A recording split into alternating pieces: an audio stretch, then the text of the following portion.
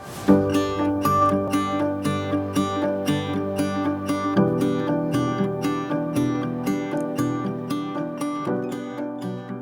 y'all have any questions about any of the material I've covered I can go into?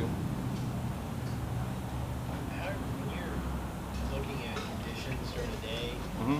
how, what do you key on to decide which marsh you're going to hit? Typically it's the wind. If I'm launching in a place and I get into the marsh and the wind's blowing against me and I got to paddle into it and then come back, I won't fish that marsh. So I'll try to figure out, a place where the wind's going to be at my back to begin with. And then, at the end of the day, I'm paddling back. I don't care if the wind's going against me because I'm already done fishing it.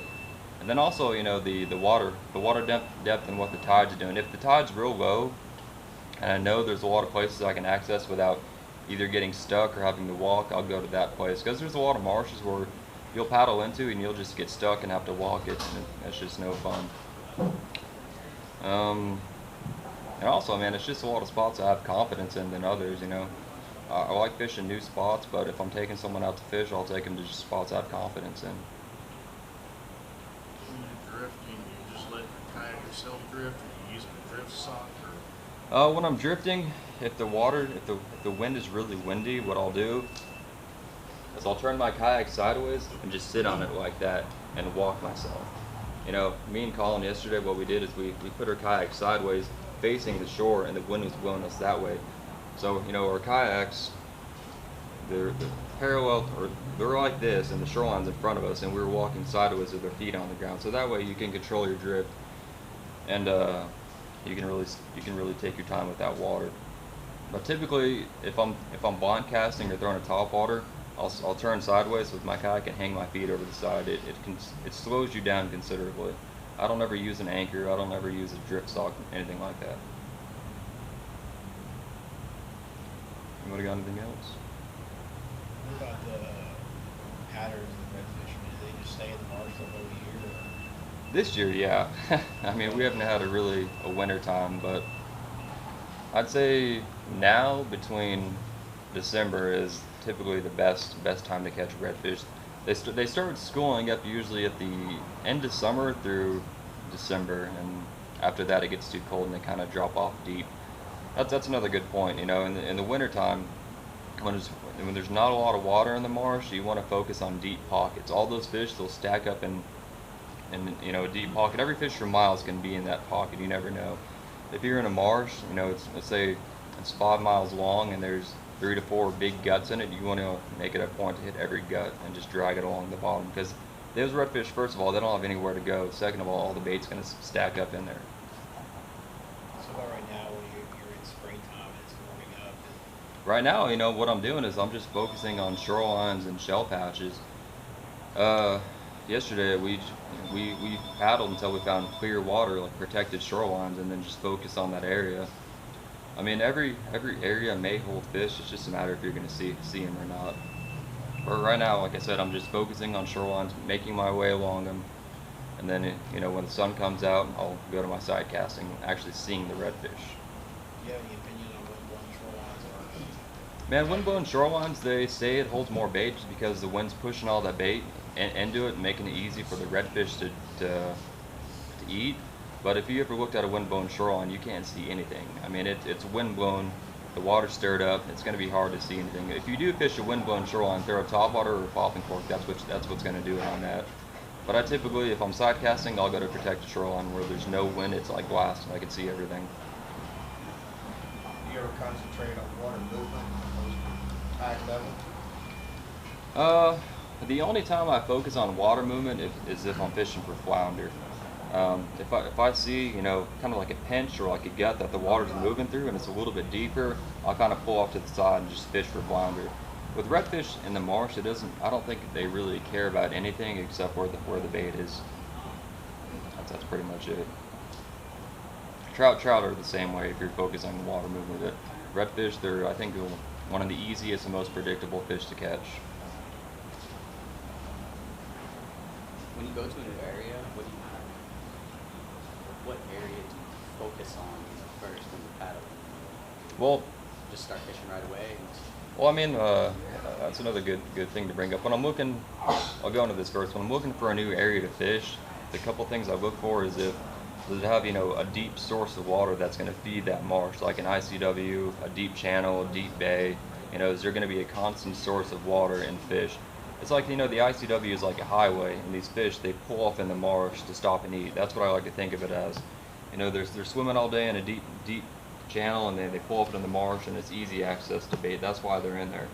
But when I hit a new marsh and I'm trying to focus on something, I'd say it's clear water. If I see bait popping, if I see wakes start pushing, if I see mud stirs, I'll typically start to either throw in a top water or trying to side cast those fish. And honestly, top water and a popping cork I think are the best ways to find fish. And once you start catching them off the popping cork, that means there's going to be a lot of them in that area. Typically the popping cork, it attracts them from all directions, and if I say 5 casts with the popping cork and they're not there. so if it's cloudy water, you just move on. Well, if it's cloudy water, I'm not going to be side casting that day. I'll focus more of just throwing top waters, throwing popping cork, looking for wakes instead of just actually looking for tails or actually seeing the fish in the water. If I'm on a shoreline, it's just a flat shoreline with just grass and mud. There's not going to be a lot of fish. So there's got to be a little bit of scattered shell for it to really be a good place to fish. Like where we were yesterday, we went down to shoreline. It was just grass and it's just solid mud and sand. I saw maybe 2 fish. We got to this other shoreline and it was all scattered shell and clear water, and they're just in every direction. So there's got to be structure on the shoreline as well.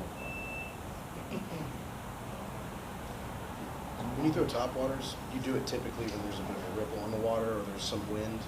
I've heard top waters tend to not work well when it's flat or it's really, really calm. Yeah, when it's flat, I won't even bother with the top water, just because I think, it's just going to scare the fish away. I like a little bit of ripple sometimes when it's rough, that you can really get a good top water bite. But when it's too calm, the wake bait works really good as well. Because the wake bait, it doesn't make a lot of noise. It just makes that one solid wake in the water, and those redfish can really key in on it when it's super calm. Is there a rattle in that? Is there a rattle in it? Yep. Yeah, but it's not as noisy as those. No, it's not. It's not like a she dog, but redfish, they focus on more of the movement of it than the rattle. Mm-hmm. And also on these wake baits, if you do buy them, make sure you replace the hooks. The hooks they come with, they're really bad. I mean, I've only used this one a couple times. They're already rusted, like to where they're about to break. If you're looking for good hooks, Owner makes a really good one. It's called the Zero Wire. I mean, the top water will wear out way before the hooks do. They almost never rust. They're like $12 or $7, but they're worth it.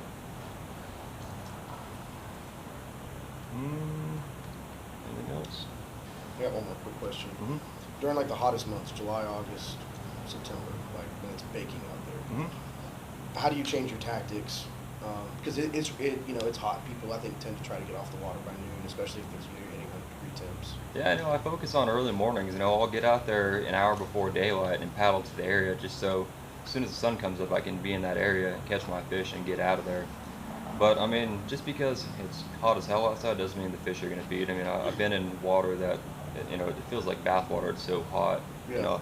First cast, I'll catch them on a top water. It's been like that many times. Like I said, redfish, they don't really care about a lot. They don't care if it's hot. They don't care if it's cold. They're going to eat. They're like wild animals. They seem like the hardiest of the three. Oh yeah, definitely. Yeah. There's not a lot of factors to catching a redfish that they don't like. When you're looking for oyster, do you just like put your paddle down or like put your feet out? Well, if the water's clear enough, it doesn't have to even be that clear. When the sun comes out, you can see the dark areas in the water.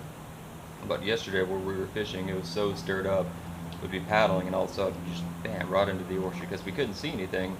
But yeah, you can use your paddle, but typically you just keep an eye out for those dark spots and try to make your way around them, because even though the water it may look deep enough, typically you're just going to crash and hit the oyster and it's going to scare everything. And also you really got to be careful in the marsh when you get out of your kayak. I have a lot of scars on my legs from stepping out into the mud, sinking, and the oyster cutting my ankle on the way down. Yeah. Also, hydrogen peroxide or some kind of disinfectant is another good thing to carry on the kayak. And if you get a little cut or something, it can turn bad quick. Best tactics for muddier water? Muddier water, I'd say Top water and popping cork. You know, something that draws a lot of noise, it draws a lot of attention. Those fish are going to key in on. The wake bait, I don't think it works good in rough water or muddy water. The water's got to be somewhat a little bit of clarity to it, not a lot. But when it's muddy like that, you know, that's when I focus on my long drips in the kayak until I start catching fish, and then I'll kind of slow myself down, make a lot more casts in that area, and then trying to waste my time with covering the whole marsh and catching one fish and then just moving on. It's another good point. I mean, if there's fish, don't leave fish to catch fish. You know, if there's fish there, focus on it until you know there's not anything left. How fast do you work at top water? I have a friend that literally is like walking the dog.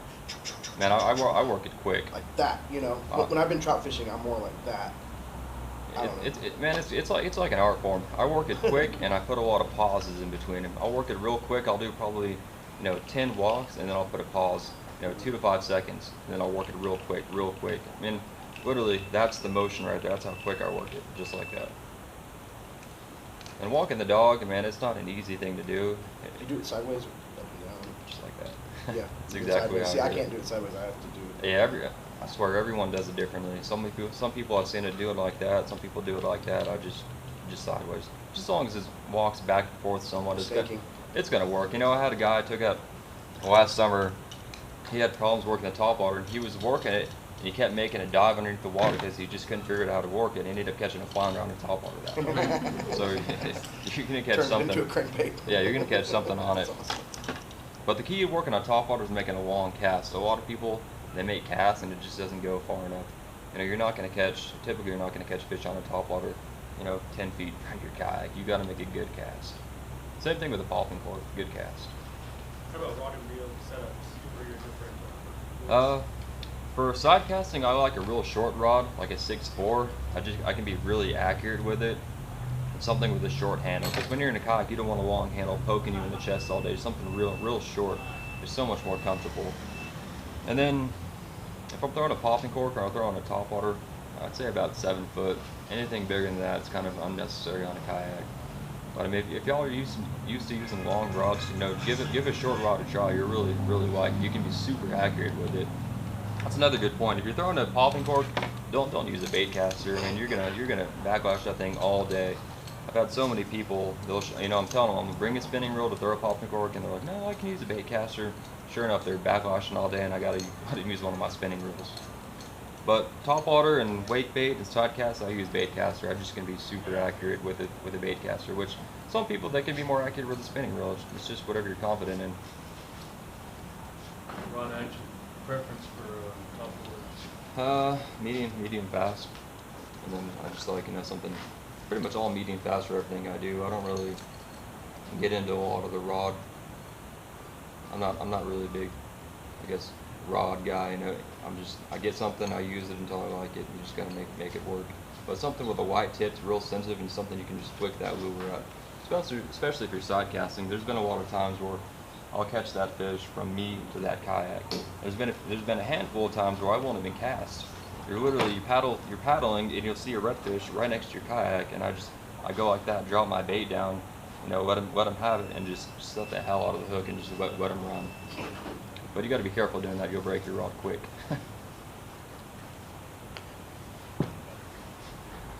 Anything else? So when are we all going fishing? Whenever y'all want. How about your drag? How do you set your drag with your side fish? I like to keep it. You really got to play the drag. I like to keep it pretty tight when I set the hook, but I catch them really close. So you got to loosen it up as soon as you set the hook, because there's been a lot of times where your drag's tight and you don't loosen it fast enough. They'll either rip the hook out or they'll maybe break you off even. So set the hook when it's real tight, loosen it up, and then once you wear them out, start tightening that drag as it gets closer. And a lot of people.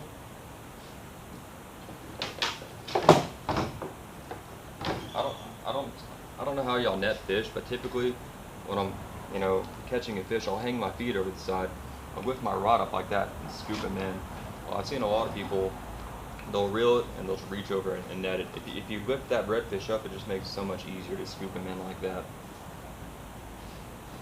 I've also had quite a few people break their rod because they reeled up too far at their rod tip, and the redfish, of course, dives as soon as it gets to your boat and snaps your rod in half. But they still land the fish. Anything else? All set? I think I've pretty much covered most of the basics. I mean, I consider talk all day, but all good? Thank you. Cool. Thanks, guys. And also, if anyone's interested, I got cards up here.